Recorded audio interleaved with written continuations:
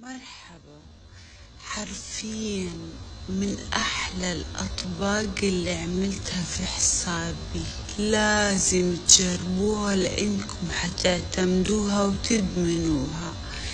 في البداية عندي مقلة حميته حطيت فيه شوية زيت، حنزل عليه صدور الدجاج المقطعة شرايح بهذه الطريقة، حنقلبهم لما يتغير لونهم، حنضيف عليهم البهارات ملح فلفل أسود بهار دجاج وبهار العثماني.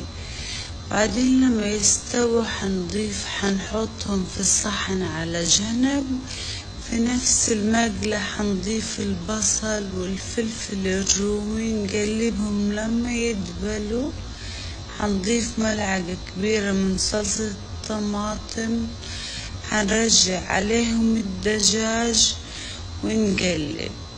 ملعقة كبيرة من الطحين، وكاسة كبيرة من حليب السائل، وكاسة من الكريمة.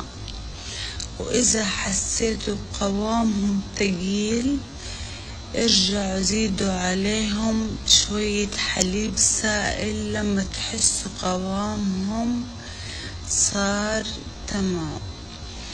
جربوها واستمتعوا، صحتين وهنا.